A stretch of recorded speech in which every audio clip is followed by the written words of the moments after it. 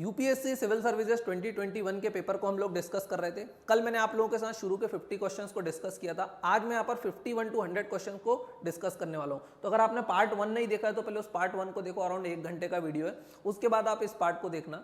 मेरी कोशिश रहती है कि अराउंड 2-2.5 आवर अपन पूरे पेपर को डिस्कस कर दें with all the tricks and techniques. तो यहाँ पर मैं आज 51 to 100 क्वेश्चन को डिस्कस करूंगा। तो शुरू करते हैं हमारे आज के 51st क्वेश्चन के साथ। तो देख लेते हैं जल्दी से क्या बोल रहा है। How is permaculture farming different from conventional chemical farming. Permaculture farming chemical farming से कैसे अलग है, that is conventional chemical farming. भाई कन्वेंशनल फार्मिंग में हम लोग किसका यूज करते हैं तो आप लोगों को पता होगा, फर्टिलाइजर्स एंड पेस्टिसाइड्स। अब ये पर्माकल्चर क्या होता है इसके लिए आपको ये पता होना बहुत जरूरी है। अगर पर्माकल्चर नहीं पता है तो शायद आप इस क्वेश्चन को अटेम्प्ट नहीं कर पाओगे, बट फिर भी स्टेटमेंट को रीड करते हैं हम जल्दी से। क्या होता है, permaculture farming discourages monocultural practices but in conventional chemical farming monoculture practices are predominant. देखना स्टेटमेंट कितना इजी टू एलिमिनेट है। बोल रहा है कन्वेंशनल केमिकल फार्मिंग में मोनोकल्चर प्रैक्टिस प्रीडोमिनेंट रहती। बात सही है, हम एक ही क्रॉप को लगाते हैं, मल्टीपल क्रॉप्स को नहीं लगाते हैं। पर्माकल्चर उसको डिस्करेज करता होगा क्योंकि वो डिफरेंट है केमिकल फार्मिंग से। तो बिल्कुल ये स्टेटमेंट सही है। वैसे पर्माकल्चर में हम मोर देन वन क्रॉप्स को एक साथ लगाते हैं ताकि कोई क्रॉप्स कोई सा न्यूट्रिएंट्स लेती, कोई क्रॉप्स कोई सा न्यूट्रिएंट लेती, ताकि सॉइल की फर्टिलिटी जो है वो बरकरार रहे। तो पहला स्टेटमेंट जो है मेरा करेक्ट है। तो जहां जहां वन नहीं है मैं हटा देता हूं, तो मेरा सी और डी ऑप्शन जो है वो एलिमिनेट हो जाता है। अब उसके बाद सेकेंड स्टेटमेंट को देखते हैं। Conventional chemical farming can cause increase in soil salinity but the occurrence of such phenomena is not observed in permaculture farming। Permaculture में ये सारी चीजें नहीं होती होंगी। देखो कन्वेंशनल केमिकल फार्मिंग में आप लोग फर्टिलाइजर पेस्टिसाइड्स का यूज करते हो जिसके कारण सॉइल की सैलिनिटी इंक्रीज हो जाती है, वो बात सही है। अब ऐसा नहीं होता होगा क्या पर्माकल्चर में? हाँ बिल्कुल नहीं होता होगा क्योंकि वो तो बिल्कुल उसके उल्टे है। तो यहाँ पर सेकेंड स्टेटमेंट भी जो है मेरा वो करेक्ट हो जाता है। थर्ड क्या बोल रहा है, conventional chemical farming is easily possible in semi arid region but permaculture farming is not so easily possible in such reason.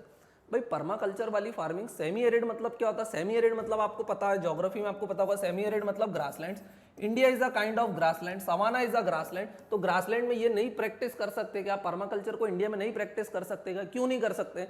Grassland is most suitable land for agriculture. तो थर्ड स्टेटमेंट जो है मेरा wrong हो जाएगा। तो जहां जहां 3 है मैं हटा दूं तो मेरा ऑप्शन ए भी चला जाता है। तो मेरा आंसर आ चुका है 1, 2 and 4, that is B.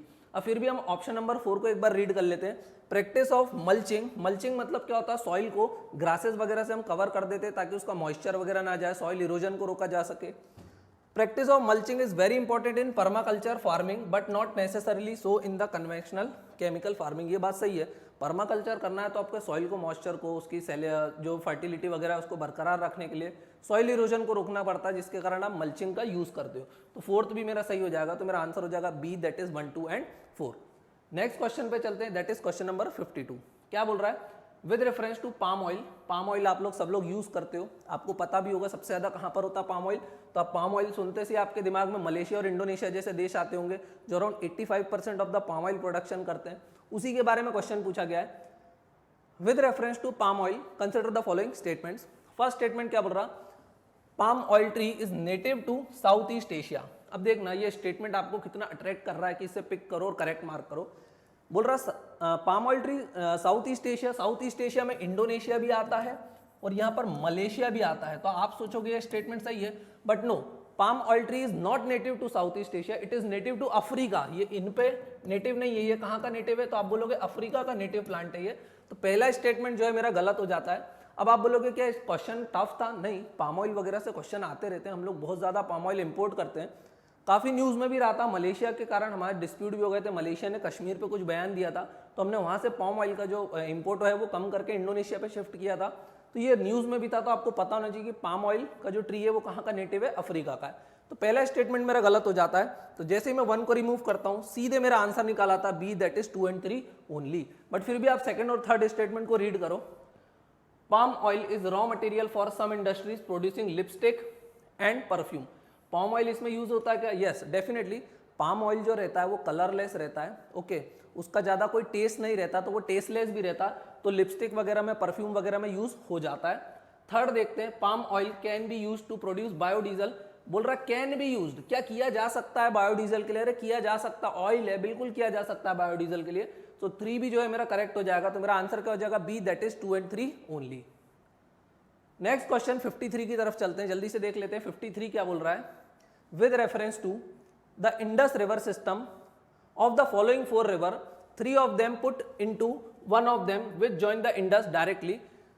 Among the following which one is such river that joins the Indus directly? भाई मतलब क्वेश्चन का मतलब क्या है कि भाई ये इंडस रिवर है, फॉर एग्जांपल इंडस रिवर में उसकी बहुत सारी ट्रिब्यूटरीज उसको ज्वाइन करती हैं, तो बोल रहा है इनमें से बाकी सारी नदियां एक दूसरे को ज्वाइन करती हैं और फाइनली ये वाली जो रिवर है this is the major river which joins Indus directly. तो पूछ रहा है ऐसी कौन सी नदी है जो डायरेक्टली इंडस को ज्वाइन करती है।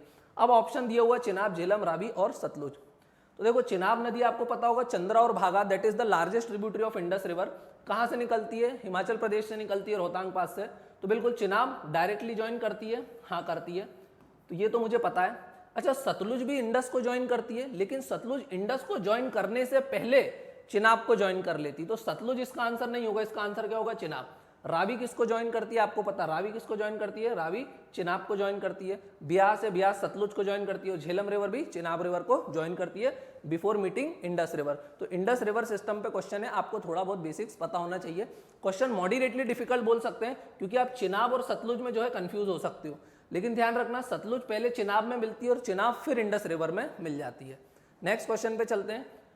Question number 54, with reference to India Didwana, Kuchaman, Sargol and Khatu are the names of. ये क्या है दिदवाना वगैरह? तो देखना है काफी डिफिकल्ट क्वेश्चन है, फैक्चुअल क्वेश्चन है, either you know it or you don't know it. It is better to skip such question if you are not aware of the facts. But फिर भी आप यहाँ पर दिदवाना से कुछ कर सकते हो। दिदवाना को दिदवाना लेक भी बोलते हैं, तो दिदवाना लेक है।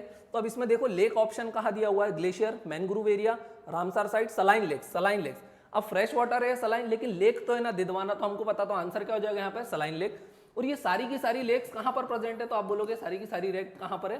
राजस्थान में। और सारी की सारी लेक्स कैसी हैं? तो that are saline in nature. तो सलाइन लेक्स है, राजस्थान में प्रेजेंट है, नाम है दिदवाना, कूचामन, सारगोल एंड खाटू। अब खाटू श्याम जी से भी आप इसको गैस कर सकते थे, खाटू श्याम जी भी कहाँ है? जयपुर के पास, राजस्थान में। अब एक चीज देखना, ये क्वेश्चन क्यों आया? Because of the birds. बहुत सारी बर्ड्स की डेथ हुई थी बिकॉज ऑफ सांबर लेक, वहां पर रेनफॉल हुई थी, बैक्टीरिया एक्टिवेट हो गया था, जिसके कारण ये न्यूज में रहा था। क्वेश्चन नंबर 55 क्या बोल रहा है? Consider the following rivers. Reverse के बारे में क्वेश्चन है। अगेन देखो ड्रेनेज सिस्टम से हर बार एक क्वेश्चन आता है, इस बार एक से ज्यादा क्वेश्चन आ गया। Drainage system is very very important, आपको ध्यान रखना है। अब ऑप्शन दिया हुआ है ब्राह्मणी, नागावली, सुवर्णरेखा, वंशधरा। अब क्या पूछ रहा है? Which of the following is from eastern Ghat. कौन सी रिवर ईस्टर्न घाट से निकल रही है? तो अब ये क्वेश्चन थोड़ा सा डिफिकल्ट है क्योंकि सारी रिवर या तो ईस्टर्न घाट से निकलती है या तो छोटा नागपुर प्लेटू से निकलती है। दो ही जगह से निकल रही है, या तो ईस्टर्न घाट या तो छोटा नागपुर प्लेटू। तो ब्राह्मणी रिवर सबसे पहले, अगर आपको पता होगा ब्राह्मणी रिवर काफी इंपॉर्टेंट रिवर है, ऋषिकुलिया, टर्टल वगैरह के लिए जो फेमस है। तो ब्राह्मणी और बैतरनी दोनों कहां से जाती है? भीतरकनिका नेशनल पार्क में जाती है, उड़ीसा में। ऑलिव रिडले टर्टल न्यूज में रहता है। तो ब्राह्मणी रिवर तो कहां से निकलती है? तो आप लोगों को पता होगा इट ओरिजिनेट्स फ्रॉम द छोटा नागपुर प्लेटू। तो ये कहां से निकलती है? छोटा नागपुर प्लेटू से निकलती है, तो ईस्टर्न घाट से नहीं निकलती है। तो पहला मेरा रॉन्ग हो जाएगा। तो जहां जहां 1 है मैं एलिमिनेट करूं, ए और डी जो है मेरा एलिमिनेट हो गया। उसके बाद नागवली, सुवर्णरेखा, वंशधरा। अब ये जो 3 ऑप्शन है काफी डिफिकल्ट है, या तो 2 and 3 या 3 and 4 आपको मार्क करना है। तो वैसे जो इसका जो करेक्ट आंसर है, अगर आप मार्क करोगे 50-50 वाली स्टेज पे आके, तो आपको ये समझ में आएगा कि इसका आंसर जो है वो है बी। क्यों? 2 and 4 मतलब नागवली एंड वंशधरा, ये जो दोनों रिवर है ये कहां से निकलती है? ईस्टर्न घाट से। सुवर्णरेखा भी कहां से निकलती है? It also originates from the छोटा नागपुर प्लेटू। तो ये चीज ध्यान रखना है, थोड़ा सा फैक्चुअल था लेकिन फिर भी एलिमिनेशन पॉसिबल था, ब्राह्मणी में आप कर सकते थे। नेक्स्ट क्वेश्चन देख लेते हैं, question number 56, consider the following statements. क्या बोल रहा है? First statement, global ocean commission grants licenses for sea bed exploration and mining in international water. UN clause पे से फिर एक क्वेश्चन आया, 2022 में भी क्वेश्चन आया था, हर अल्टरनेट ईयर क्वेश्चन आता है, इस बार तो डायरेक्टली रिपीट हुआ, 2021 में भी आया, 2022 में भी आया। तो this question is directly from the UN clause. आपको पता, अगर ग्लोबल ओशियन जो इंटरनेशनल कॉमन से अगर आपको वहां से रिसोर्सेज वगैरह एक्सट्रैक्ट करना है तो परमिशन किससे लेना पड़ती है? तो परमिशन लेना पड़ती है इंटरनेशनल सी बेड अथॉरिटी से। परमिशन किससे लेना पड़ती है? आपको इंटरनेशनल सी बेड अथॉरिटी से लेना पड़ती है। और ये क्या बोल रहा है? Global ocean commission grant licenses नहीं, ग्लोबल ओशियन कमीशन नहीं, international sea bed authority grant licenses for the sea bed exploration and mining in international water. तो फर्स्ट तो मेरा जो है वो रॉन्ग हो जाता है, काफी इजी क्वेश्चन है। तो मेरा आंसर ही आ गया 2 and 3, that is B. Direct एक स्टेटमेंट को एलिमिनेट किया और मेरा आंसर आ गया। फिर भी सेकंड को देख लेते हैं, India has received licences for sea bed mining exploration in international water. Yes, India को polymetallic nodule PMN around 1500 kilometre from the south coast of India, Indian ocean में, वहां पर उसको माइनिंग करने के लिए कुछ लाइसेंस वगैरह दिया गया है 15 सालों के लिए। वैसे इंडिया ने उसमें भी ज्यादा प्रोग्रेस नहीं करी है। पॉलीमेटेलिक नोड्यूल के लिए इंडिया को लाइसेंस मिला, यस। अच्छा, ये जो रिसोर्सेज आप एक्सट्रैक्ट करोगे आपको सारी कंट्रीज के साथ शेयर करना पड़ता है इंक्लूडिंग लैंडलॉक्ड। अब वो जो भी प्रपोर्शन है that is not important. Third क्या बोल रहा है, rare earth mineral are present on sea floor in international water. Rare earth mineral sea bed के फ्लोर पे मिलते होंगे। अरे भाई, सी बेड के फ्लोर पे क्या नहीं मिलता होगा, आपने सारा एक्सप्लोर कर लिया है। एग्जामिनर ने कहीं ना कहीं पढ़ा होगा कि that yes rare earth minerals are present on the sea floor, तो ये मिलता ही मिलता है। तो मेरा जो स्टेटमेंट 3 है वो करेक्ट हो जाएगा और आंसर हो जाएगा B, that is 2 and 3 only. Next question को देखते हैं। Question number 57, which among the following which one is least water efficient crop. Least water efficient का मतलब क्या है, which one is the water guzzling crop, यही पूछना चाहता है वो। इनमें से कौन सी क्रॉप ऐसी है जो बहुत ज्यादा पानी कंज्यूम करती है। सो आप सबको पता है, very easy question, sugar cane. Sugar cane पे 2016 में भी क्वेश्चन आया था, शुगर केन इनिशिएटिव।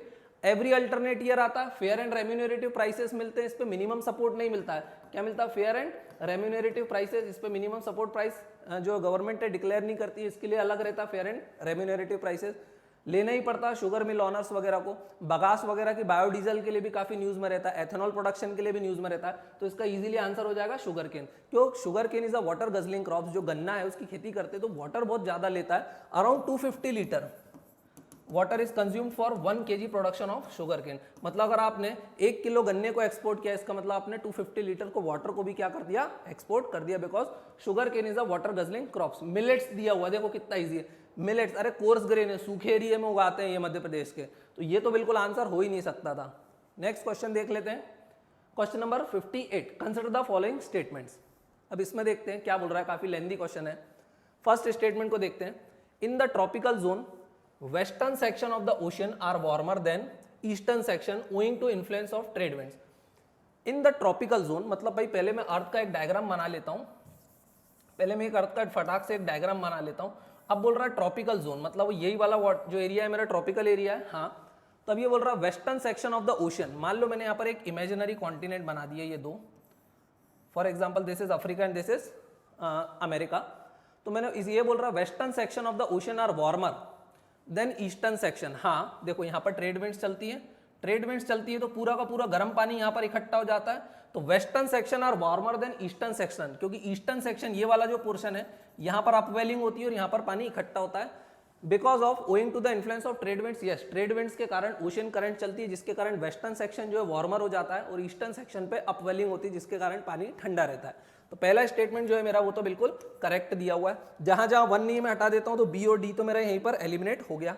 अब सेकंड क्या बोल रहा है, in the temperate zone westerlies make the eastern section of ocean warmer than western section.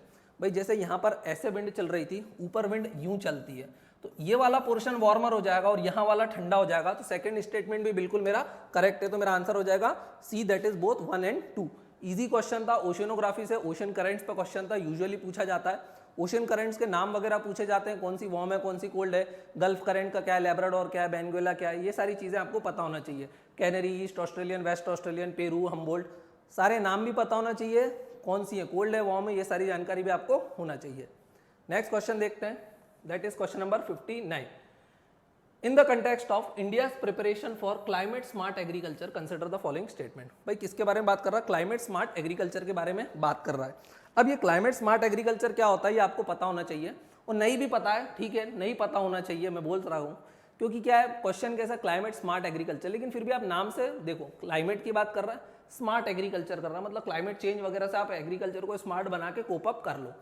Statement देखते हैं, फर्स्ट क्या बोल रहा है, the climate smart villages approach in India is part of project led by climate change agriculture and food security and international research program. No idea, चलो इसको doubt में रखते हैं। बाकी स्टेटमेंट देखो कहीं से कुछ एलिमिनेट कर पाए, क्योंकि भाई ये पहला जो स्टेटमेंट है काफी फैक्चुअल है, either you know it or you don't know it.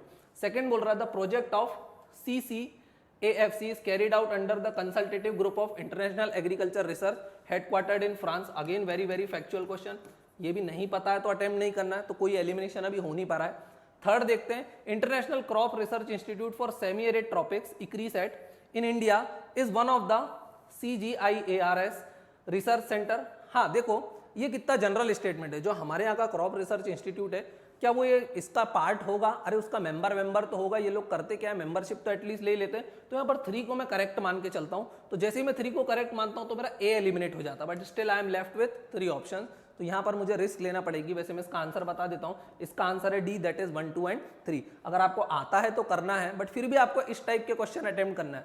अगर आपने एटलीस्ट एक क्वेश्चन भी, एक ऑप्शन भी एलिमिनेट कर दिया है तो आपको तब भी अटेम्प्ट करना है। क्यों? क्योंकि मैंने बताया अगर आपने 10 क्वेश्चन सही किए तो आप 1/3 जो है सही करोगे और 2/3 गलत करोगे, क्योंकि आपने एक ऑप्शन को एलिमिनेट कर दिया। 1/3 सही करोगे मतलब आप 3 क्वेश्चन सही करोगे या 4 क्वेश्चन। अगर आपने 4 क्वेश्चन सही करे तो प्लस के 8 मार्क्स, और अगर आपने 6 क्वेश्चन गलत करे तो माइनस के 5 marks, then still you are with plus 3 marks. तो तब भी आपको अगर एक ऑप्शन भी एलिमिनेट करते हो तो भी आपको क्वेश्चन को जो अटेम्प्ट करना ही करना है। नेक्स्ट क्वेश्चन देख लेते हैं, that is question number 60। Again very easy है। Leaf litter decomposes faster in any other biome as a result of soil surface is often almost bare. Apart from trees, the vegetation is largely composed of plant forms that reach up into the canopy vicariously by climbing the trees or growing as epiphyte rooted the upper branches of the tree. This is most likely description of, देखना भाई बोल रहा है leaf litter decomposes faster. कहाँ पर leaf litre मतलब जो पत्तियों वगैरह का कचरा रहता है सबसे स्पीड से डिकम्पोज कहाँ होता है? तो आपको पता होगा भाई सबसे ज्यादा स्पीड से कोई भी चीज डिकम्पोज कहाँ होती है? ट्रॉपिकल रेन फॉरेस्ट में। रीजन, 2 रीजन है, एक तो ये ह्यूमिड रहता है, ह्यूमिडिटी बहुत ज्यादा रहती है, प्लस वार्म एरिया रहता है, जिसके कारण यहाँ पर बैक्टीरियल ग्रोथ जो है वो बहुत ज्यादा रहती है। तो ये चीज आपको ध्यान रखना है, बैक्टीरियल ग्रोथ कैसी रहती है? ज्यादा रहती है। तो जो भी चीज आती है बैक्टीरिया उसको तुरंत क्या करते हैं? डिकम्पोज करते हैं। अब चूंकि यहाँ पर ये स्टेटमेंट ही बोल रहा है कि पेड़ वेड़ बहुत ज्यादा है, वेजिटेशन बहुत ज्यादा है, तो जैसे ही कोई भी चीज डिकम्पोज होती है, चूंकि पेड़ों को स्पीड से ग्रो करना रहता है स्ट्रेट वर्टिकली। क्यों? अगर वो ग्रो नहीं करेंगे तो आजू बाजू वाले पेड़ ग्रो करके कैनोपी बना देंगे, फिर उनको छांव, धूप नहीं मिल पाएगी तो फोटोसिंथेसिस नहीं कर पाएंगे। इसलिए बैक्टीरिया जैसे ही चीजों को डिकम्पोज करते हैं प्लांट्स तुरंत एब्जॉर्ब कर लेते हैं। इसलिए सरफेस पे यूजुअली कोई न्यूट्रिएंट्स नहीं रहता ट्रॉपिकल एरिया में, ये चीज आपको ध्यान रखना है। सरफेस पे जो भी न्यूट्रिएंट्स रहते हैं प्लांट्स तुरंत एब्जॉर्ब करके वर्टिकली ग्रो करते हैं, ताकि उनकी कैनोपी टॉप पे जा पाए और वो सनलाइट को यूज कर पाए फॉर फोटोसिंथेसिस। तो इसका आंसर हो जाएगा tropical rain forest, option number D. Next question देखते हैं।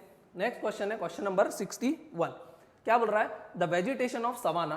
अब सवाना पे फिर क्वेश्चन आ गया, देखो कितना इजी है। Climatic region and their distribution, मैंने एक वीडियो बना रखा है, उसमें मैंने सारे टाइप के क्लाइमेट बताए। इक्वेटोरियल क्या होता है, सवाना क्या होता है, ग्रासलैंड्स क्या होती हैं, डेजर्ट कहाँ बनती है, मिड लैटिट्यूड डेजर्ट क्या होती है, कोल्ड डेजर्ट क्या होती है, तुंद्रा क्या है, टाइगा क्या है, मेडिटेरेनियन क्या है, ब्रिटिश टाइप क्या है, लॉरेंशियन टाइप क्या है। ओके तो एक बार आप वो वीडियो से गो थ्रू कर लेना। हर साल उसमें से एक क्वेश्चन डेफिनेटली आता है, एक क्वेश्चन आता है तो cost benefit is very high. तो क्या बोल रहा है देखना, the vegetation of savanna consist of grassland with scattered small trees but extensive area have no trees. भाई बोल रहा है कि सवाना है, काफी बड़ा एरिया होता है, यूजुअली वहां पे क्या होता है, छोटे छोटे पेड़ होते हैं और स्कैटर्ड रहते हैं। ये छोटे छोटे पेड़ हैं लेकिन एकदम पास पास नहीं है, काफी दूर दूर है, और बाकी जगह ग्रासेज है। ग्रासेस का मतलब होता है बहुत ज्यादा पानी नहीं है लेकिन कंप्लीट डेजर्ट भी नहीं है, means the area is semi arid, semi arid area है ये। ओके फिर आगे पढ़ते हैं।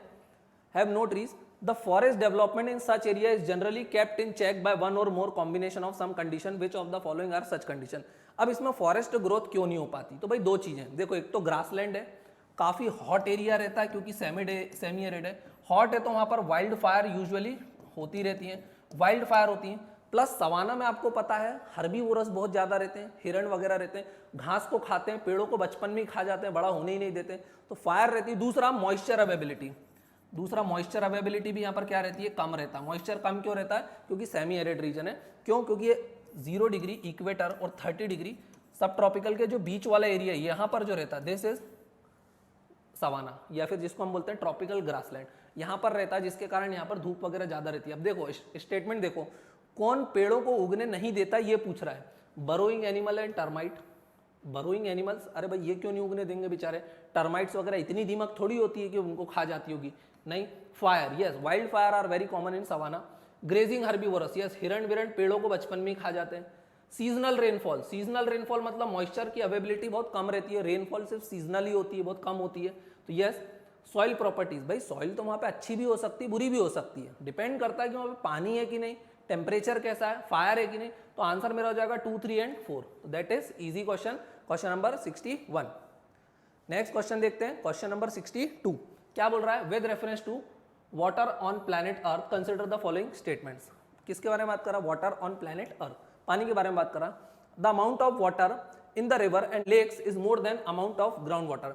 बोल रहा amount of water in rivers and lakes is more than ground water. अरे भाई क्लास 6 की एनसीईआरटी का डायग्राम उन्होंने चम्मच से बूंद पानी की बूंदे बना रखी है। सो क्लास 6 क्लास की एनसीईआरटी का क्वेश्चन है, सबसे ज्यादा पानी कहाँ है, ओशन में, फिर कहाँ है, पोलर एरियाज में, फिर कहाँ है, ग्राउंड वाटर में। और ग्राउंड वाटर में बहुत ज्यादा पानी है, रिवर्स में तो सबसे कम पानी है, सरफेस पे जो पानी है उसमें सबसे कम है रिवर में, लेक्स में भी बहुत कम है। ग्राउंड वाटर का अकेले का पानी इन सबसे ज्यादा है, तो दिस इज रॉन्ग। तो मेरा 1 चला गया, सी चला गया। The amount of water in the polar ice caps and glacier is more then the amount of ground water. ये सही है क्या, पोलर आइस कैप्स में पानी ज्यादा है क्या, यस बहुत ज्यादा है, ज्यादातर पानी पोलर आइस कैप्स में। उसके बाद जो थोड़ा बहुत बचा हुआ पानी उसमें से सबसे ज्यादा ग्राउंड वाटर में, उसके बाद फिर लेक्स में, और फिर सबसे कम किसमें, रिवर्स में। तो ये वाला भी मेरा सही है। The amount of water in polar ice caps and glacier is more then the amount in ground water. Yes, polar ice caps में ज्यादा फ्रेश वाटर स्टोर होता है। तो मेरा फर्स्ट वाला जो है वो रॉन्ग है, सेकंड वाला सही है। तो मेरा आंसर हो जाएगा B, that is 2 only. Next question देखते हैं, that is question number 63। Consider the following statements. Moringa, moringa drum sticks के बारे में आप लोग खाते हो उसको, ड्रम स्टिक्स बढ़िया तरीके से। तो क्या बोल रहा है, काफी कॉन्सेप्चुअल क्वेश्चन है, अगर इसमें कंप्लीट इंफॉर्मेशन नहीं है तो आप करेक्ट आंसर पे अराइव नहीं कर पाओगे। बताता हूं कैसे। मोरिंगा और drum stick is a leguminous evergreen tree. देखो इसमें 2 वर्ड जुड़े हो, लेग्यूमिनस भी होना चाहिए, एवरग्रीन भी होना चाहिए, ट्री भी होना चाहिए। भाई चलो माना, भाई मैं तो इंदौर में रहता हूं तो मुझे एक चीज पता है कि यहाँ पर मोरिंगा होता है और एवरग्रीन तो नहीं है ये, क्यों, क्योंकि हमारे यहाँ पे एवरग्रीन फॉरेस्ट नहीं होते। तो पहला स्टेटमेंट मेरे हिसाब से रॉन्ग हो जाता है। दूसरा वर्ड, अगर आपको लेग्यूमिनस का मतलब पता हो, लेग्यूमिनस मतलब जिसमें फलीदार पौधा जिसको हम बोलते हैं, फलियां निकलती है, बीज वगैरह निकलते हैं, तो वो तो ड्रम स्टिक्स में निकलती है। लेकिन लेग्यूमिनस की एक डेफिनेशन होती है कि वो नाइट्रोजन फिक्सेशन भी करना चाहिए उस प्लांट ने, तो ये नाइट्रोजन फिक्सेशन नहीं करता है, इसलिए भी लेग्यूमिनस नहीं है। तो फर्स्ट स्टेटमेंट जो मेरा रॉन्ग है, तो जहां जहां 1 है मैं हटा देता हूं, मेरे तीनों ऑप्शन चले गए, मेरा आंसर आ गया एक झटके में, B, that is 3, 4 and 5। But फिर भी देख लेते हैं दूसरा स्टेटमेंट क्या बोल रहा है और वो क्यों गलत है। Tamarind tree is endemic to South Asia. Tamarind मतलब इमली का पेड़, क्या वो साउथ एशिया से एंडेमिक है। अब आप बोलोगे हमारे यहाँ तो पेड़ बहुत मिलता है, बहुत मिलता है, but it is not endemic to South Asia, it is endemic to again Africa, it is endemic to again Africa. तो जो मेरा सेकंड स्टेटमेंट है वो रॉन्ग हो जाता है। थर्ड बोल रहा है, in India most of the tamarind is collected as minor forest produce. Yes, जो हमारे यहाँ पे इमली है वो माइनर फॉरेस्ट प्रोड्यूस के तौर पे लोग कलेक्ट करते हैं और वो अलाउड भी है। फोर्थ बोल रहा है, India export tamarind and seeds of moringa. अरे भाई इंडिया क्यों नहीं एक्सपोर्ट करता होगा, 1-8 किलो तो एक्सपोर्ट करता ही होगा, तो करता है तो बोल करता है फिर, तो फोर्थ भी सही हो जाएगा। Seeds of moringa and tamarind can be used in the production of biofuels. Can be use, again possibility की बात कर रहा है, क्या यूज कर सकते हैं, करने को कुछ भी कर सकते हैं, कर सकते हैं, तो आंसर इज यस। तो आंसर हो जाएगा मेरा B, that is 3, 4 and 5। Next question को देख लेते हैं, that is question number 64। The black cotton soil of India has been form due to the weathering of. Black cotton soil कैसे बनती है, तो आपको पता है सबसे पहले ब्लैक कॉटन सॉइल को लावा सॉइल भी बोलते हैं, directly form from the solidification of lava. जब लावा बनता है उसके बाद धीरे धीरे वेदर होता है, मिलियंस ऑफ ईयर्स में किसमें कन्वर्ट हो जाता है, सॉइल में। अब ऑप्शन देख लेते हैं, brown forest soil, fissure volcanic, हाँ ये हो सकता है, ग्रेनाइट एंड सिस्ट, हाँ क्योंकि लावा का इन्वॉल्वमेंट है, शेल एंड लाइमस्टोन, शेल और लाइमस्टोन ये तो सेडिमेंट्री है, इससे नहीं बनती होगी, ये वाले से भी नहीं बनती होगी। अब मैं यहाँ पर अटका हुआ हूँ, तो अब अगर आप ध्यान देखोगे ब्लैक कॉटन सॉइल कहाँ मिलती है, तो आप बोलोगे पेनिनसुलर प्लेटू वाले रीजन में मिलती है इंडिया में। कहाँ मिलती है, पेनिनसुलर प्लेटू वाले रीजन में मिलती है। तो आप बोलोगे लावा का इरप्शन 2 टाइप से होता है, जब भी लावा सरफेस पर आता है, तो अगर वो सरफेस पे आता है तो हम बोलते हैं उसने कौन से लैंडफॉर्म बनाए, तो आप बोलोगे एक्सट्रूसिव लैंडफॉर्म्स बनाता है, एक्सट्रूसिव लैंडफॉर्म्स बनाता है। और अगर सरफेस के अंदर ही रह जाता है तो इंट्रूसिव बनाता है, हाइपा बेसल वगैरह। अब ये पूछा नहीं तो मैं इस पर ध्यान नहीं दूंगा। एक्सट्रूसिव में भी 2 रहते हैं, या तो लावा बड़ा इजीली फ्लो करेगा, इजीली फ्लो करता है मतलब lava is very less viscous, less viscous रहता है तो लावा क्या होता है, दूर दूर तक फैल जाता है, फार डिस्टेंस को कवर करता है। और जब लावा फार डिस्टेंस को कवर करता है तो यूजुअली वो क्या बनाता है, वो बनाता है प्लेटू। और प्लेटू पे ही वही जब लावा सॉलिडिफाई हो जाता है और बाद में वो किसमें कन्वर्ट हो जाता है, तो आप बोलोगे ब्लैक सॉइल। और ब्लैक सॉइल को ब्लैक कॉटन सॉइल भी बोलते हैं। तो लावा कैसा होना चाहिए, very less fluid, sorry very fluid मतलब लेस विस्कस होना चाहिए, इजीली फ्लो करना चाहिए, एक्सट्रूसिव होना चाहिए। तो ये ऑप्शन हमको ढूंढना है। तो आप देखो fissure type of volcanic eruption, fissure type में कैसा बहता है लावा, बड़ा इजीली बहता है और दूर दूर तक फैल जाता है। फिशर मतलब which covers very large area, ठीक है। बेसोल्टिक इरप्शन का भी मतलब होता है which covers very large area. तो मेरा आंसर हो जाएगा यहाँ पर 64 में बी। क्वेश्चन नंबर 65 की तरफ चलते हैं। अब देख लेते हैं 65 क्या बोल रहा है। With reference to recent development regarding recombinant vector vaccine consider the following statement. अब देखो कोविड चला गया लेकिन क्वेश्चन आ गया 2020 में सेकेंड वेव आई थी। Most of the people expected that they will get the question from covid in 2020 examination, but UPSC आज the question in 2021। Economic survey की थीम वगैरह भी थी कोविड पे, तो क्वेश्चन एक्सपेक्टेड था और जो आ भी गया। किसके बारे में बात कर रहा है, रिकॉम्बिनेंट वेक्टर वैक्सीन। देखो वैक्सीन दो टाइप की होती है। पोलियो में भी आपको पता होगा, एक जो मुंह से देते हैं और एक इंजेक्शन से देते हैं। वैक्सीन दो टाइप की होती है, एक में हम वायरस को कंप्लीट मार के आदमी के अंदर डालते हैं और एक में हम वायरस को बहुत कमजोर बना के आदमी के अंदर डालते हैं। अब जिसमें हम वायरस को कमजोर बना के आदमी के अंदर डालते हैं तो हमारी बॉडी उस कमजोर वायरस से लड़ती है और उसको मार के उससे लड़ना सीख लेती है।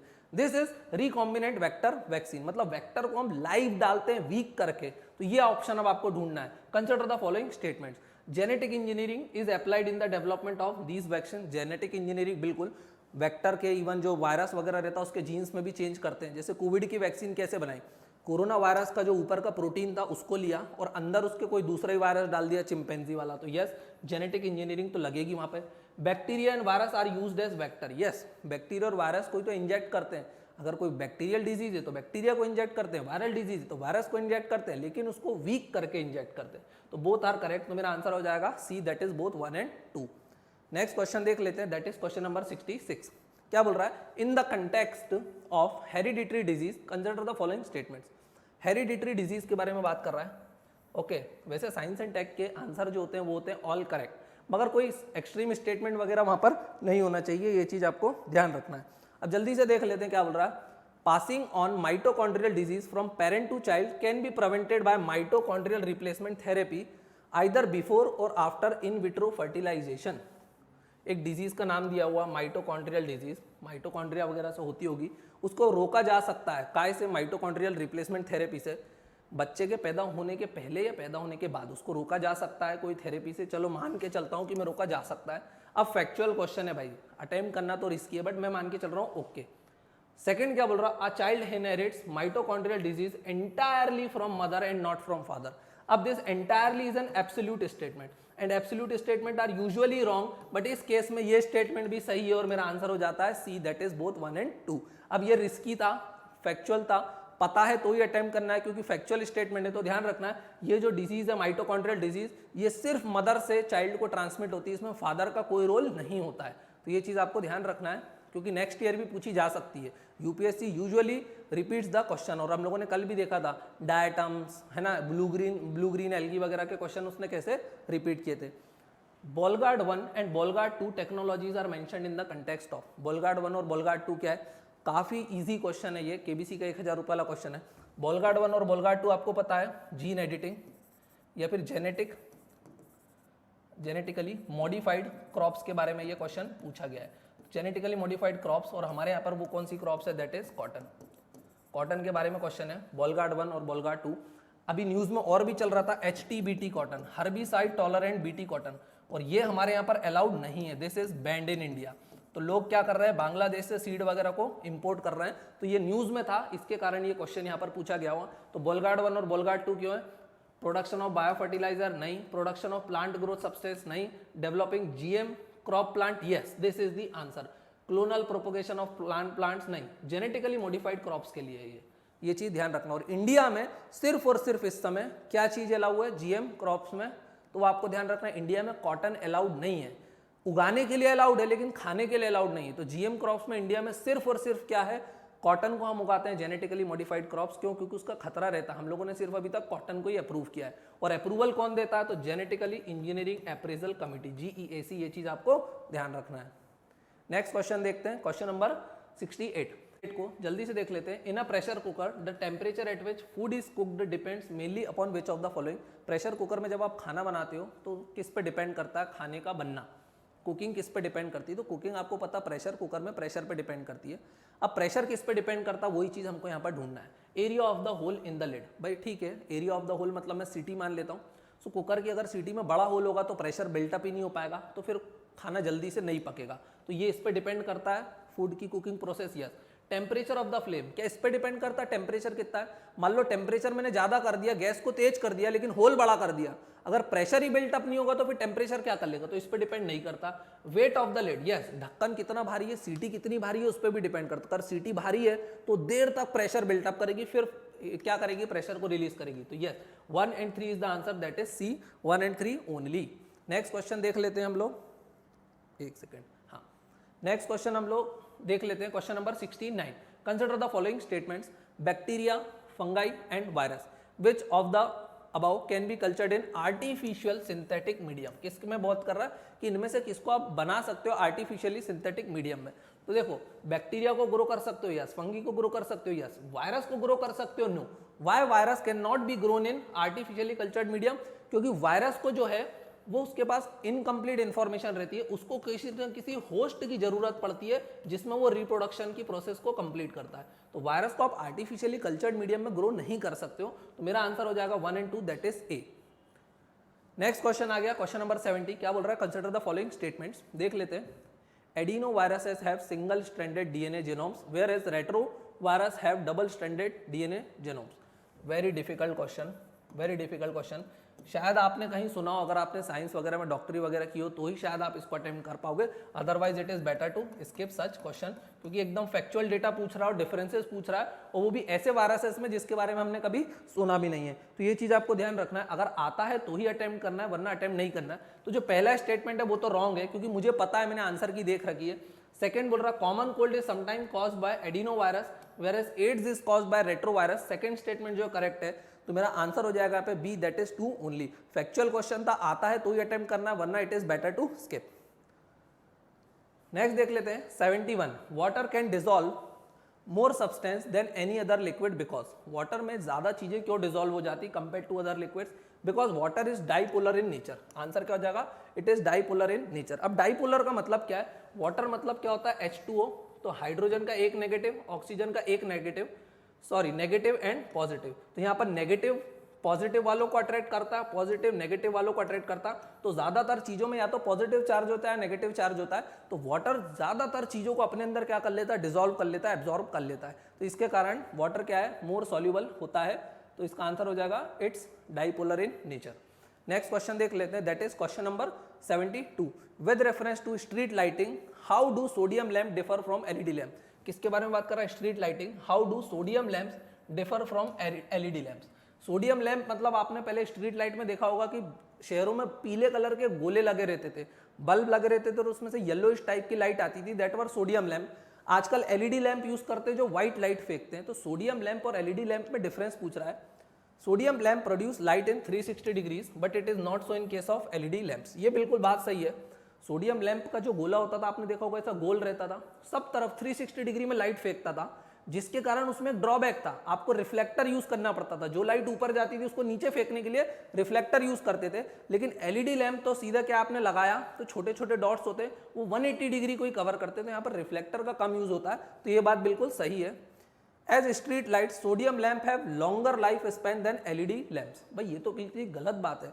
सोडियम लैंप्स का लाइफ स्पैन एलईडी से ज्यादा होता है क्या? अरे एलईडी तो 4 गुना चलता है सोडियम लैंप से, एलईडी का लाइफ स्पैन तो 15-15 साल होता है। तो ये तो रॉन्ग हो जाएगा। यहाँ पर 1 सही है 2 गलत है। 2 जहां जाए मैं हटा दूं और 1 सही है, तो मेरा आंसर तो आ ही चुका, C, that is 1 and 3 only. Third statement को देख लेते हैं, क्या बोल रहा है। The spectrum of visible light from sodium lamp is almost monochromatic while LED lamp offer significant color advantage in street lighting।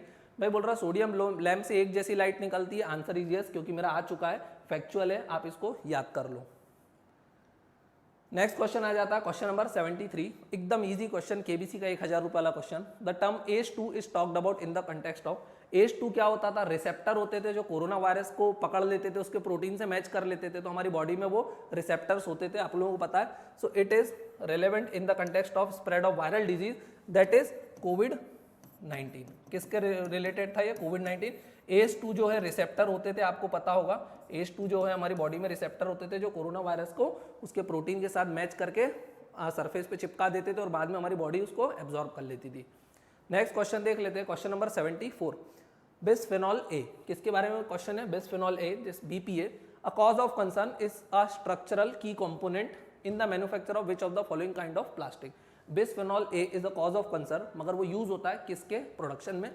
देखना बिस्फेनॉल ए किसके प्रोडक्शन में यूज होता है? The answer is polycarbonate.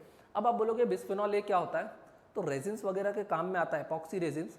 आप जो लेज वगैरह चॉकलेट्स वगैरह यूज करते हो उसमें रैपर होता है, उस रैपर के अंदर एक ट्रांसपेरेंट पॉलीथीन होती है जो फ्लूइड्स को अंदर बाहर आने जाने से रोकती है, प्लास्टिक इन नेचर होती है, तो बिस्फेनॉल ए उसके प्रोडक्शन में यूज होता है। यूएस ड्रग एडमिनिस्ट्रेशन ने कुछ उस पर ऑब्जेक्शन वगैरह लिया है, इंडिया में इसके लिए कोई रूल्स वगैरह नहीं है, बट ये कॉज ऑफ कंसर्न है, करंट अफेयर्स का क्वेश्चन है, काफी डिफिकल्ट क्वेश्चन है, अगर पता है तो ही आप अटेम्प्ट कर पाओगे क्योंकि फैक्चुअल इन नेचर है, तो आता है तो आपको टिक करना, answer is polycarbonate. Next question देखते हैं, क्वेश्चन नंबर 75, ट्राइक्लोसेन, ट्राइक्लोसेन पे क्वेश्चन है। Triclosan considered harmful when exposed to high level for long time, it is most likely present in which of the following. किसके ऊपर? Triclosan is harmful when exposed to high level for a long time, is likely present in which of the following. Triclosan किस में present होता है? तो option दिया हुआ food preservative, food ripening, reused plastic container और टॉयलेटरीज। तो इसका आंसर क्या हो जाएगा? टॉयलेटरीज। टॉयलेटरीज मतलब जो आप कॉस्मेटिक्स वगैरह यूज करते हो, लिपस्टिक वगैरह यूज करते हो, उसमें ट्राइक्लोसेन को है यूज किया जाता है, ठीक है, and it is harmful when expose to high levels. हमारे पास इसके लिए भी कोई लॉ एंड रेगुलेशन नहीं है, यूएस ने इसको भी बैन किया है। ओके, नेक्स्ट क्वेश्चन देख लेते हैं, which of the following is a reason why astronomical distance are measured in light years. Astronomical distances को लाइट ईयर्स में क्यों यूज करते हैं? तो सबसे पहले तो आपको ये जानना है कि what is this light year, ये भी क्वेश्चन आ चुका है यूपीएससी में। Light year is measure of distance, ध्यान रखना, ये किसको मेजर करता है? It measures distance. डिस्टेंस मतलब light year is the distance travelled by light in 1 year. Light की स्पीड होती है 3 लाख किलोमीटर पर सेकेंड, तो 1 सेकेंड में 3 लाख किलोमीटर चलती, तो वो 1 ईयर में कितना डिस्टेंस करती है? That is 1 light year. Okay, अब वो कितना करती होगी सोच लो आप, और लाइट ईयर में ही क्यों एस्ट्रोनॉमिकल डिस्टेंसेस को मेजर करते हैं? तो उसका आंसर है because speed of light is always same, वो हमेशा 3 लाख किलोमीटर पर सेकंड की स्पीड से मूव करती रहती है, तो ये चीज आपको ध्यान रखना। Light always travel in straight line नहीं, इवन ब्लैक होल के पास जाती तो लाइट भी उसको एस्केप नहीं कर पाती, अगर वो स्ट्रेट लाइन में जाती होती तो शायद ब्लैक होल से वो बच जाती, मतलब डेंसिटी लाइट की डायरेक्शन को इम्पैक्ट कर देती है। आंसर है इसका D, speed of light is always same, that's why astronomical distances are measured in light years. Next question देखते हैं, दैट इज क्वेश्चन नंबर 77। क्या बोल रहा है? We adopted parliamentary democracy based on British model, but how does our model differ from that model? मतलब हम लोगों ने भी पार्लियामेंट्री मॉडल को अडॉप्ट किया है, ब्रिटिशर्स ने भी पार्लियामेंट्री मॉडल को अडॉप्ट किया है, लेकिन हमारा मॉडल उनके मॉडल से अलग कैसे है ये पूछा हुआ है। तो सबसे पहले तो ध्यान रखना है, जो ब्रिटेन होता है, जो ब्रिटेन की पार्लियामेंट होती है दैट इज सुप्रीम। ब्रिटेन में कॉन्स्टिट्यूशन कैसा है? बोले अनरिटन कॉन्स्टिट्यूशन है, मतलब जो भी ब्रिटेन की पार्लियामेंट लिख देती है वही कॉन्स्टिट्यूशन बन जाता है। Yes, so in Britain parliament is supreme, but in India constitution is supreme. हमारे यहाँ जो चीज पार्लियामेंट लिख देती है वो कॉन्स्टिट्यूशन का पार्ट नहीं बन जाता है। इवन हमारे यहाँ पार्लियामेंट जो काम करती है उसको आप चैलेंज भी कर सकते हो इन सुप्रीम कोर्ट पर, ब्रिटेन में ऐसा नहीं होता।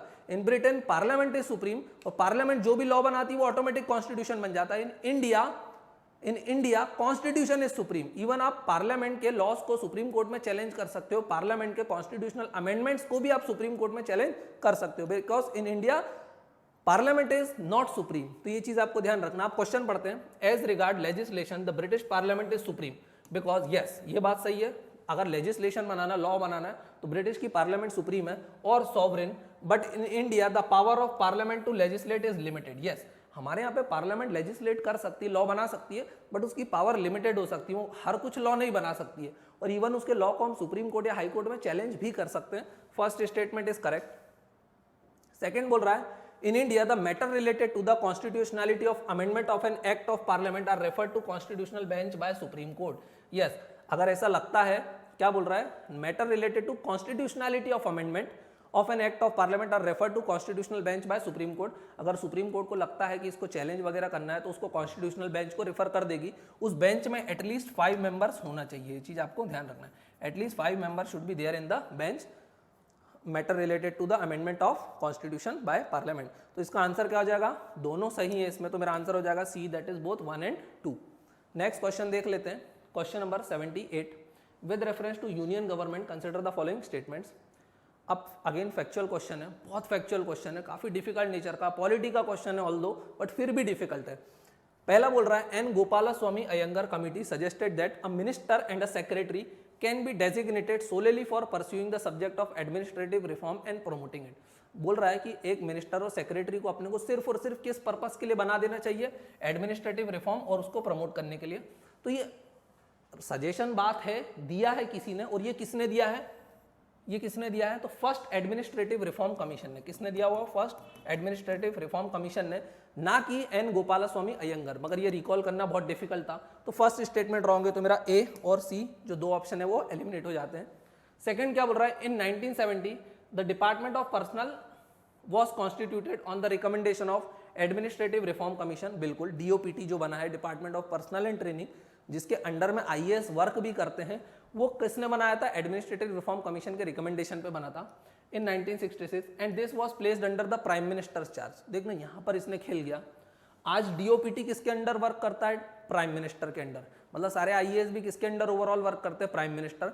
लेकिन जब ये डीओपीटी बना था, बनाया तो किसने था, एडमिनिस्ट्रेटिव रिफॉर्म कमीशन ने। यहां तक तो ये स्टेटमेंट सही है, बट लेकिन इसको उस समय प्राइम मिनिस्टर के अंडर नहीं प्लेस किया था, इसको बाद में प्राइम मिनिस्टर के अंडर प्लेस किया गया। तो इसलिए सेकंड स्टेटमेंट भी रॉन्ग है, मेरा आंसर हो जाएगा D, that is neither 1 nor 2।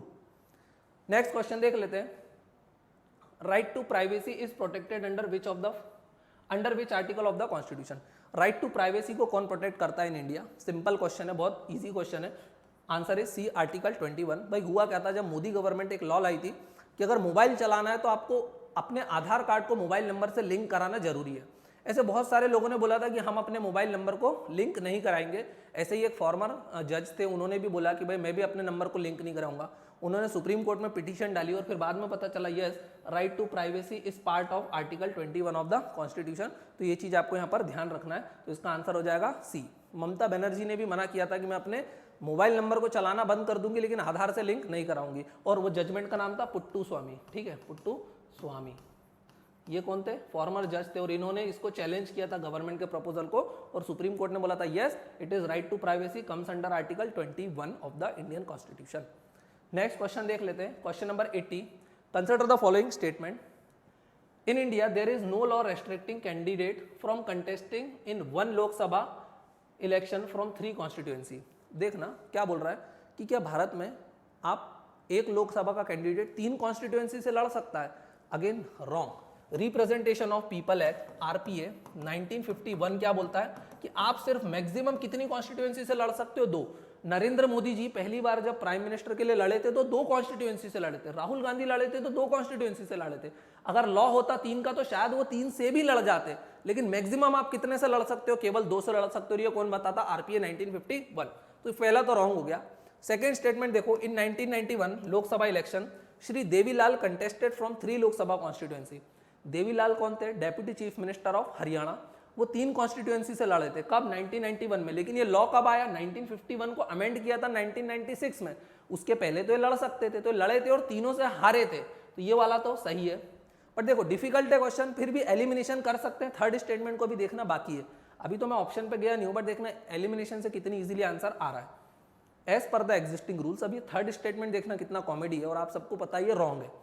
As per the existing rules, if a candidate contest in 1 लोक सभा इलेक्शन फ्रॉम मेनी कॉन्स्टिट्यूएंसी, मतलब कोई एक कैंडिडेट है बहुत सारी कॉन्स्टिट्यूएंसी से अगर मान लो चुनाव लड़ता है, his or her party should bear the cost of by election to the constituency vacated by him in the event of winning all the constituency. भाई मतलब क्या बोल रहा है? फॉर एग्जाम्पल नरेंद्र मोदी जी अपने 2 जगह से चुनाव लड़ते हैं। कहाँ से? एक लड़े वो वडोदरा से और दूसरा लड़े वो वाराणसी से। अब वो दोनों जगह से जीत गए, यहां से भी जीत गए, यहां से भी जीत गए। अब Modi ji member of parliament एक ही जगह के बन सकते हैं, मतलब उन्होंने वडोदरा वाली सीट को क्या कर दिया? वेकेट कर दिया। अगर वो सीट को वेकेट करते हैं तो अब यहां पर दोबारा चुनाव होंगे वडोदरा में। अगर दोबारा चुनाव होंगे तो उसका खर्चा कौन उठाएगा? बाई इलेक्शन का बीजेपी उठाएगी क्या? अरे बीजेपी क्यों उठाएगी? इलेक्शन कमीशन उठाएगा, इंडिविजुअल कैंडिडेट्स उठाएंगे। तो ये वाला जो स्टेटमेंट है रॉन्ग है। तो 3 वाला रॉन्ग को एलिमिनेट करते ही मैं 2 ऑप्शन पे आ जाता था, ए और बी। तो मेरा आंसर हो जाएगा बी, दैट इज 2 ओनली। तो ये देवीलाल का आपको एग्जाम्पल याद रखना है। Question number 81, consider the following statements. क्या बोल रहा है जल्दी से देख लेते हैं। Right to city is an agreed human right and the UN habitat monitor the commitment made by each country in this regard। Factual question है, हमें नहीं पता, फिलहाल इसको डाउट में रखो। सेकंड पे आओ, right to city gives every occupant of the city the right to claim public spaces and public participation in the city. देखो राइट टू सिटी की बात कर रहा है, give every occupant in the city to reclaim public spaces. क्या उनको ऐसा right मिला होगा कि वो क्लेम कर सके पब्लिक स्पेस वगैरह? बिल्कुल यार, गार्डन वार्डन आप जा सकते हो, रोड वगैरह को यूज कर सकते हो, तो ये राइट तो आपको मिला होगा, तो मैं इसको करेक्ट मान के चल रहा हूँ क्योंकि जनरल क्वेश्चन है, मुझे इसके बारे में कोई आइडिया नहीं है। The right to city means that state can not deny any public service or facility to unauthorise colony in the city. क्या कितना गजब का कॉमेडी स्टेटमेंट है। क्या बोल रहा है? राइट टू सिटी ये बोलता है क्या कि स्टेट मतलब जो भी म्यूनिसिपैलिटी वगैरह है या सरकार वगैरह है, वो किसी भी इलीगल ऑक्यूपेंट को कोई राइट मना नहीं कर सकती। अरे उनको तो खाली भी करा सकते हैं, अतिक्रमण को हटा भी सकते हैं। तो थर्ड तो रॉन्ग है, तो जहां जहां 3 था उसको हटा दो, और मुझे 2 सही दिख रहा था, तो मेरा आंसर ऑटोमेटिक आ जाता सी, दैट इज 1 and 2। तो अब जो 1 था, right to city is an agreed human right and UN habitat monitor the commitment made by each country in this regard, ये फैक्चुअल था, डाउट में था, तो ये क्या हो जाएगा? करेक्ट हो जाएगा। नेक्स्ट क्वेश्चन को देख लेते हैं, question number 82। With reference to India consider the following statements. India के बारे में क्वेश्चन है, कंसिडर द फॉलोइंग स्टेटमेंट। काफी इजी है, जनरल क्वेश्चन है, देख लेते हैं। फर्स्ट स्टेटमेंट क्या बोल रहा था? Judicial custody means an accused in the custody of concerned magistrate and such accused is locked up in the police station and not in jail. भाई किसी को भी पुलिस पकड़ती है, 2 टाइप की कस्टडी होती है, एक को हम बोलते हैं पुलिस कस्टडी और एक को हम बोलते हैं जुडिशियल कस्टडी। पुलिस कस्टडी मतलब वो कहां पर रहता है? पुलिस के अंडर में रहता है, और कहां रहता है वो? पुलिस स्टेशन में लॉकअप रहता है। कहां रहता है वो? पुलिस स्टेशन में। थोड़े दिन से ज्यादा आप उसको पुलिस स्टेशन नहीं रख सकते, पुलिस कस्टडी में नहीं रख सकते। फिर वो आदमी कहां चला जाता है? जुडिशियल कस्टडी मतलब मजिस्ट्रेट की कस्टडी में चला जाता है। फिर आप उसको पुलिस थाने से कहां शिफ्ट कर देते हो? जेल शिफ्ट कर देते हो। तो यहां पर क्या बोल रहा है कि जुडिशियल कस्टडी में जो आदमी है वो पुलिस स्टेशन में रहता है कि नहीं? जुडिशियल कस्टडी वाला जेल में रहता है, पुलिस कस्टडी वाला पुलिस स्टेशन में रहता है। पुलिस यूजुअली जुडिशरी से डिमांड करती है कि हमको इस आदमी की 15 दिन की 20 दिन की क्या दे दो? पुलिस कस्टडी दे दो। तो ये वाला स्टेटमेंट मेरा रॉन्ग हो जाएगा, तो ए और सी मेरा चला गया। सेकेंड स्टेटमेंट देखते हैं। During the judicial custody the police officer in charge of the case is not allowed to interrogate the suspect without the approval of the court. अगर कोई भी आदमी जुडिशियल कस्टडी में है तो आप बिना परमिशन के उसको इंटेरोगेट कर सकते हो? नहीं कर सकते हो। क्यों? क्योंकि वो जुडिशियल कस्टडी में, आपको उससे पूछताछ करना तो आपको जुडिशरी से पहले परमिशन लेना पड़ेगी। तो ये चीज सही है। During the judicial custody police officer in charge of the case is not allowed to interrogate the suspect without the approval of the court. अगर आपको इससे इंटरोगेशन करना है तो आप कोर्ट से वापस बोलो कि इसको पुलिस कस्टडी में भेजो और हम इससे इंटरोगेशन कर पाए, तो परमिशन लगती है। तो सेकंड मेरा सही है, तो मेरा आंसर हो जाएगा B, that is 2 only. Next पे चलते हैं, क्वेश्चन नंबर 83। क्या बोल रहा है? With reference to India consider the following statement. First statement देखना, जेल पे ही 2 क्वेश्चन आ गए, प्रिजनर पे दूसरा क्वेश्चन है ये। When a prisoner makes out sufficient case parole can not be denied to prisoner because it becomes matter of his or right. Parole can not be denied because it is a matter of his or her right. कोई भी prisoner को payroll देने से कोई मना ही नहीं कर सकता कि अगर वो प्रॉपर केस बता सकता है। पैरोल देने से मना कर सकते हैं, हर स्टेट के प्रिजन के अपने रूल है, because prison is a state subject. Parole देने से बिल्कुल मना कर सकते हैं, तो ये वाला तो बिल्कुल गलत है। ज्यादातर लोगों को पैरोल मिलती ही नहीं है अगर उसने बहुत हीनियस क्राइम वगैरह किया हुआ है तो ए और सी जो है मेरा एलिमिनेट हो गया। सेकंड को देखते हैं, state government have their own prison release on parole rule. Yes, prison is a state subject और डिफरेंट स्टेट गवर्नमेंट के पैरोल पे अलग अलग रूल्स भी हैं, तो जो सेकंड है वो सही हो जाएगा। तो मेरा आंसर हो जाएगा B, that is 2 only. Next question देख लेते हैं, question number 84। At the national level, which ministry is nodal agency to ensure effective implementation of scheduled tribe and other traditional forest dweller recognition of forest rights act? ये कौन करता है? बिल्कुल KBC का 1000 वाला क्वेश्चन है।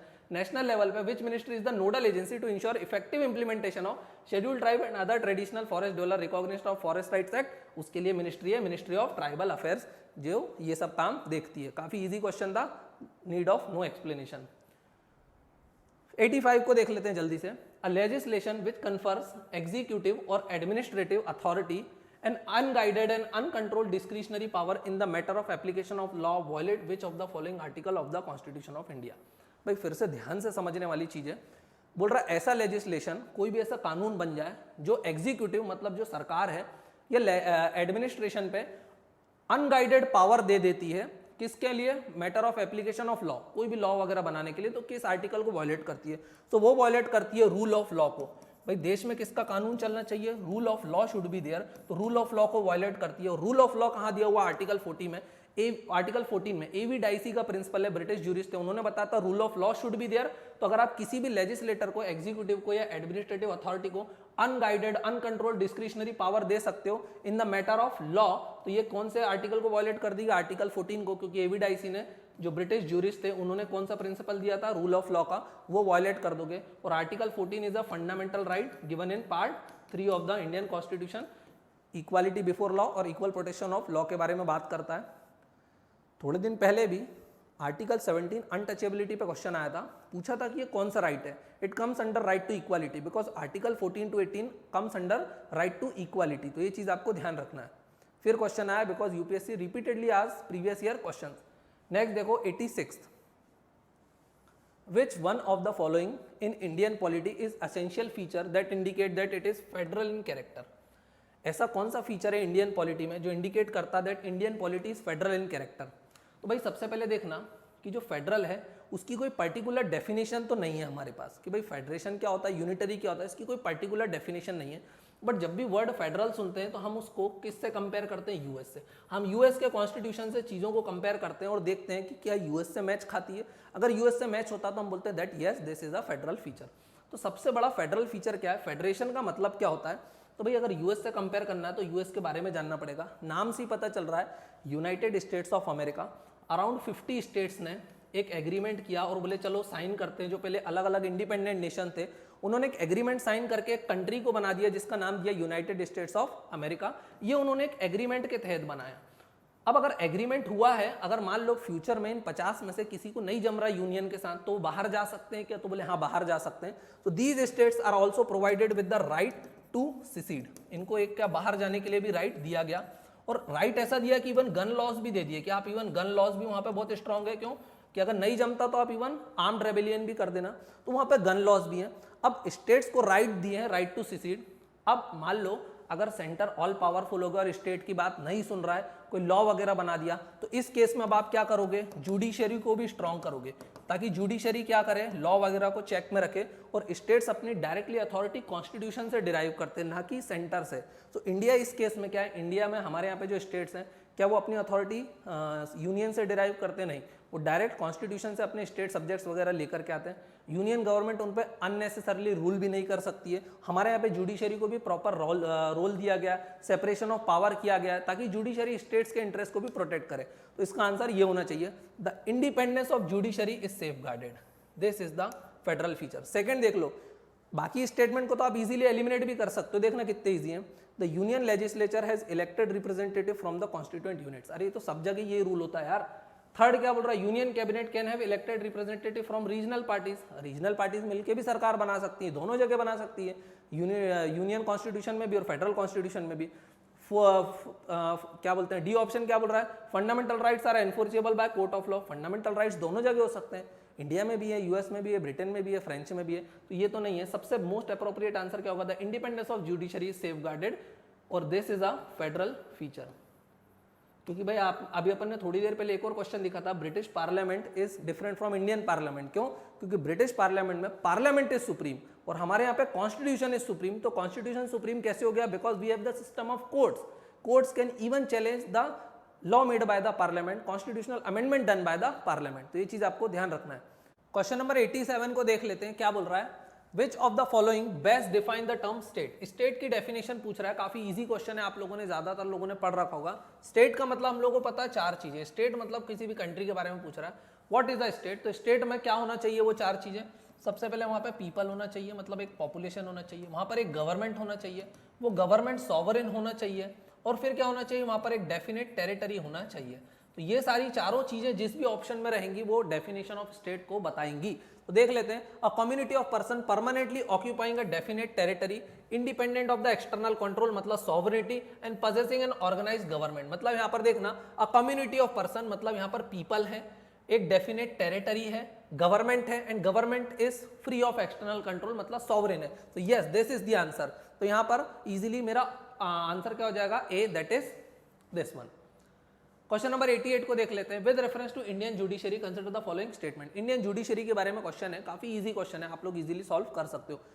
फर्स्ट क्या बोल रहा है? एनी रिटायर्ड जज of supreme court of India can be called back to sit and act as Supreme Court judge by Chief Justice of India with prior permission of President of India. Yes, कोई भी retired supreme court जज को बुलाया जा सकता है और वापस उसको सुप्रीम कोर्ट का जज बनाया जा सकता है चीफ जस्टिस ऑफ इंडिया के द्वारा with the prior recommendation of prior permission of the president of India. ये बात सही है। सेकंड क्या बोल रहा है, a high court in India has power to review its own judgment and supreme court does. Yes, high court भी अपने जजमेंट्स को दोबारा रिव्यू कर सकता है, कोर्ट ऑफ रिकॉर्ड भी बोलते हैं। तो 1 और 2 मेरे दोनों सही है, तो मेरा आंसर हो जाएगा C, that is both 1 and 2। Next question देख लेते हैं, question number 89। With reference to India consider the following statement, there is only 1 citizenship and 1 domicile. हमारे इंडिया में सिर्फ 1 सिटीजनशिप देते हैं, ये तो हमको पता है, और 1 डोमिसाइल देते हैं। Yes, you can be domicile of only 1 area. ठीक है, तो आपके ऊपर डिपेंड है आपको कहाँ का डोमिसाइल लेना है। A citizen by birth can only become head of the state. Head of the state मतलब head of the state is president. तो सिटीजन बाय बर्थ ही केवल प्रेसिडेंट बन सकता है क्या? नहीं, ये तो यूएसए का केस है। हमारे यहाँ पर तो सिटीजन बाय बर्थ और बाय नेचुरलाइजेशन दोनों के दोनों citizen head of the state बन सकते हैं। तो सेकंड रॉन्ग है, तो 2 जगह सेकंड था, मैंने हटा दिया। 1 मेरा करेक्ट है, तो 1 ए में भी है, सी में भी है, तो मतलब मेरे को थर्ड स्टेटमेंट पढ़ना पड़ेगा। A foreigner once granted the citizenship can not be deprived of it under any circumstances. बोल रहा अगर किसी फॉरेनर को एक बार सिटीजनशिप दे दी तो आप उससे दोबारा सिटीजनशिप ले नहीं सकते, उसको डिप्राइव नहीं कर सकते। क्यों नहीं कर सकते? अगर ये foreigner violation of the constitution करेगा तो क्यों नहीं ले सकते?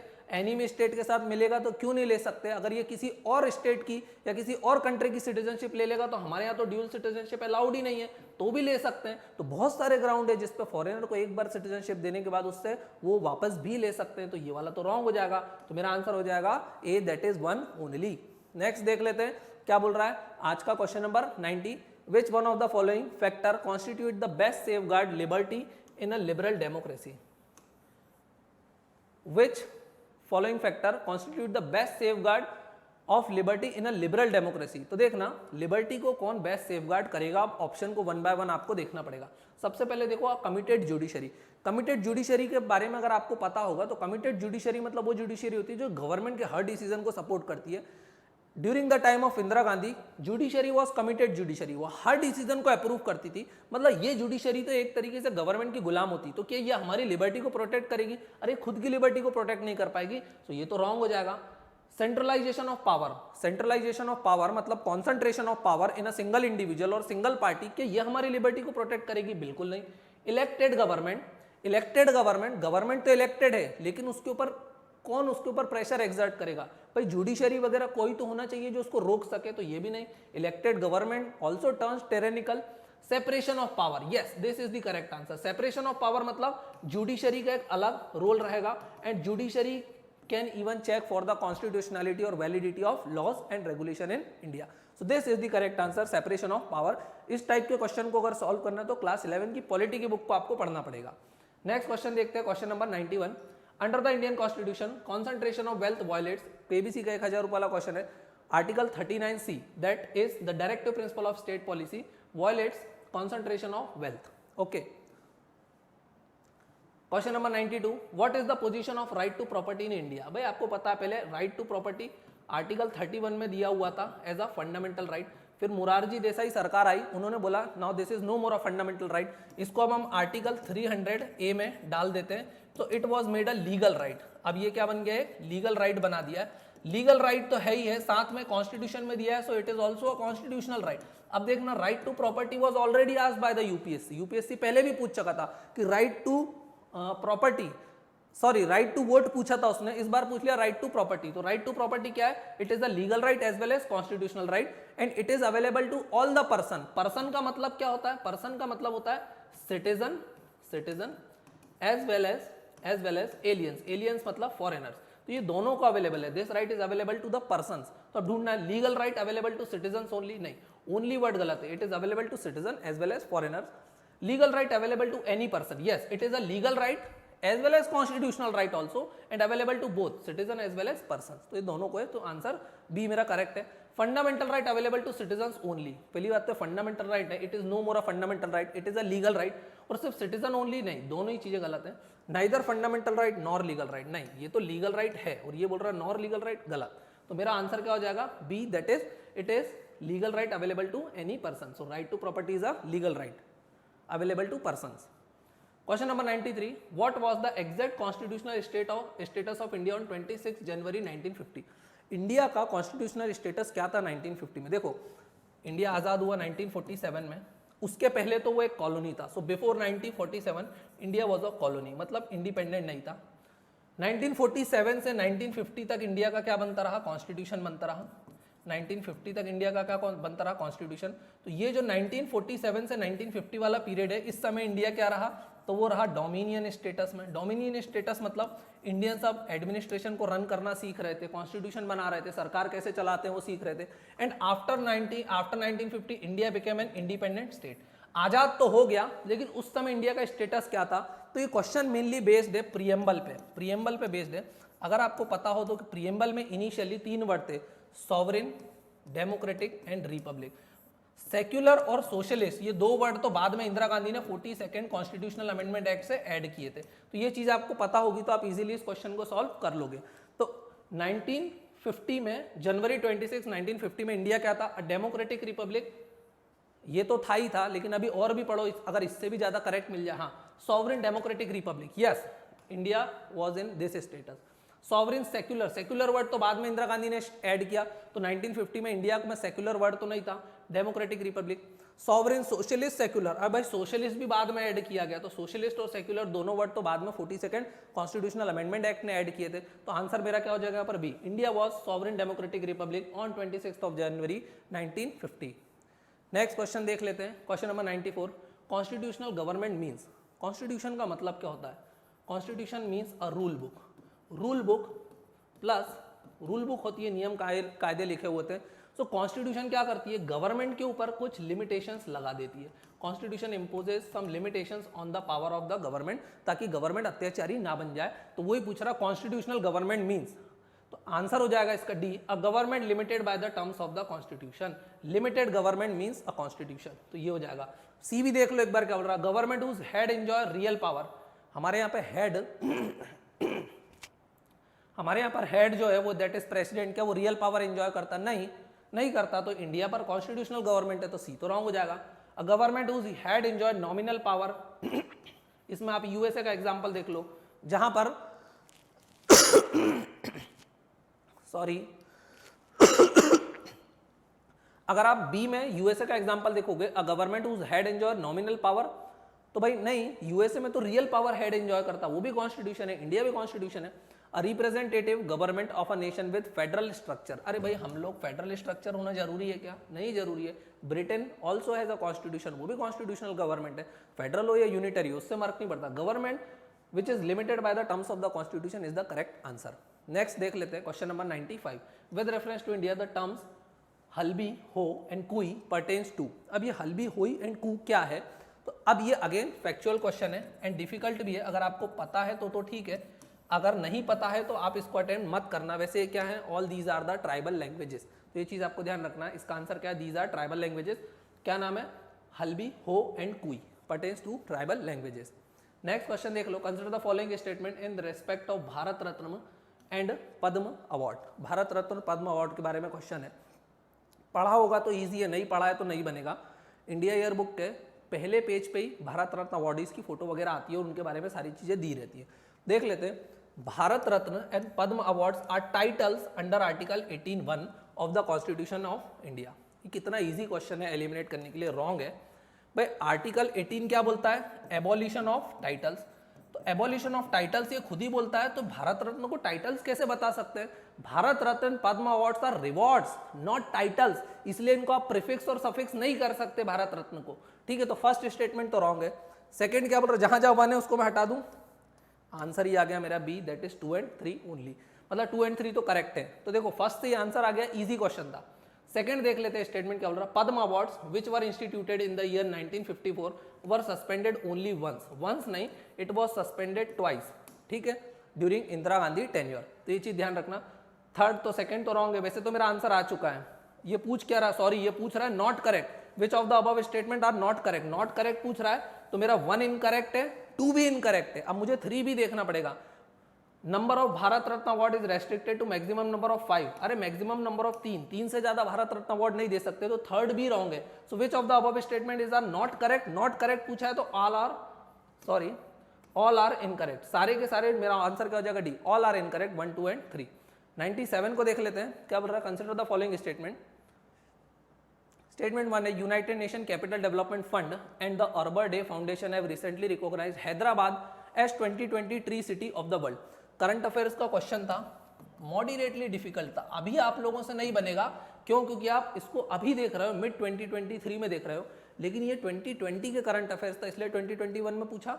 तो ये United Nation capital development fund नहीं, फूड एंड एग्रीकल्चर ऑर्गेनाइजेशन ने along with the urban day foundation recognise Hyderabad 2020 as tree city of the world. Hyderabad को रिकॉग्नाइज किया था, लेकिन यूनाइटेड नेशन वाले ने नहीं, food and agriculture organisation along with urban day foundation. तो पहला तो रॉन्ग है, तो जहां जहां 1 रॉन्ग है इसमें तो बोथ स्टेटमेंट करेक्ट बताएं, तो ये चला गया, बोथ स्टेटमेंट आर करेक्ट, इसमें भी बोथ स्टेटमेंट करेक्ट बताएं। स्टेटमेंट 1 इज करेक्ट, नो, ये भी चला गया। Statement 1 is incorrect, not correct है, तो स्टेटमेंट 1 इज इनकरेक्ट, तो मेरा एक से ही आंसर आ जाता, दैट इज डी। सेकंड देख लेते हैं, Hyderabad was selected for recognition of the year following its commitment to grow and maintain urban forest. Yes, ये सही है, तो मेरा आंसर हो जाएगा statement 1 is incorrect but statement 2 is correct, तो आंसर इज डी। नेक्स्ट देख लेते हैं, क्वेश्चन नंबर आज का है 98। क्या बोल रहा है, consider the following statement in respect of Laureus world sports award which was instituted in the year 2000, in the year 2000। अब देखो कितना पुराना क्वेश्चन है, अगर आपको पता है तो आप इसको आंसर कर सकते हो, otherwise it is very difficult to answer. अब काफी फैक्चुअल है, मैं इसको रीड करके टाइम वेस्ट नहीं करूंगा, इसका आंसर बता देता हूं। इसका आंसर है 1 and 3 only. American golfer Tiger Woods was the first winner of this award. This award means Laureus world sports award. C बोल रहा है Roger Federer received this award maximum number of time compare to others. ये दो इसके answer है, तो second है वो रॉन्ग है, जो भी है फैक्चुअल है। इस टाइप के स्पोर्ट्स वाले क्वेश्चन यूजुअली यूपीएससी में नहीं आते, इस बार लास्ट में उन्होंने 2-3 क्वेश्चन डाल दिए। सेकंड बोल रहा है 99 क्या है, consider the following statement in respect of 32nd summer Olympics. Again factual question है related with the sports, unusual question है, नहीं आते हैं यूजुअली, तो इसका भी मैं आपको डायरेक्ट आंसर बता देता हूं। इसका आंसर है बी, दैट इज 2 ओनली। क्या बोल रहा है जल्दी से देख लेते हैं। 2 ओनली मतलब sports climbing, surfing, skateboarding, karate and baseball are included in this Olympics, तो यही इसका आंसर होगा। लास्ट क्वेश्चन देख लेते हैं, last question of the day, that is question number 100। Again very very factual, direct आपको इसको पता है तो ठीक है, अदरवाइज इस टाइप के क्वेश्चन यूजुअली नहीं पूछे जाते हैं। इसका भी मैं डायरेक्ट आंसर बता देता हूँ, डी, नाइदर 1 नॉट 2, दोनों के दोनों स्टेटमेंट जो है गलत है। टाइम वेस्ट नहीं करूंगा इनको पढ़ के, आप लोग खुद पढ़ के क्वेश्चन के आंसर ढूंढ लेना। वैसे यूजुअली इस टाइप के क्वेश्चन नहीं पूछे जाते हैं, this is an exception. I hope friends आपको ये लेक्चर बहुत पसंद आया होगा। अगर आपको लेक्चर पसंद आया, लेक्चर की क्वालिटी पसंद आई है, तो मैं आप लोगों के साथ एक इन्फॉर्मेशन शेयर करना चाहता हूँ।